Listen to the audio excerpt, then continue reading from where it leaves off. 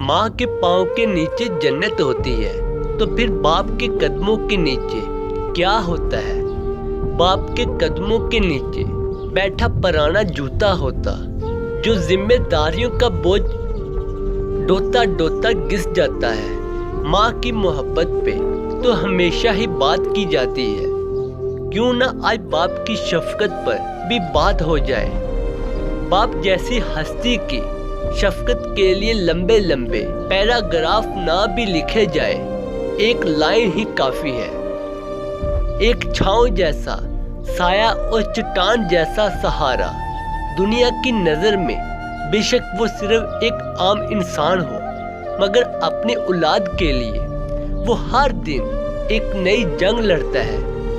कभी खाली जेब में ख्वाब छुपाकर इनकी जरूरत पूरी करता है, तो कभी अपनी ख्वाहिशों को मारकर औलाद की ख्वाहिशों को जिंदगी देता है। अगर आपने कभी ये कहा कि मेरे अब्बू ने कुछ नहीं किया, इनकी खामोश तकलीफों को देखा ही नहीं, इसका परेशान चेहरा, वो थका हारा बदन और वो खाली जेब, ये सब आपके सुकून की कीमत है।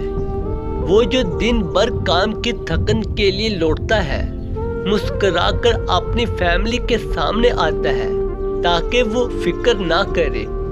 वो जो अपने दुख छुपाकर तुम्हें हंसाना जानता है, वो जो खुद बेपर्दा रहकर तुम्हें जिंदगी के मंजर पर चमकना चाहता है, तो कभी ना कहना कि मेरे बाप ने मेरे लिए कुछ नहीं किया, क्योंकि तुमने शायद वो रातें नहीं देखी जब वो जागता रहा, वो वक्त नहीं जाना जब वो खुद कम खाकर तुम्हें पेट भरकर खिलाता रहा, या वो लम्हे जब वो खुद उलझन में था मगर तुम्हारे लिए रास्ते साफ करता रहा। बाप की मोहब्बत अक्सर खामोश होती है, ना वो दिखाता है और ना वो जताता है, मगर वो हर कदम तुम्हारे पीछे एक मजबूत दीवार बनकर खड़ा होता है।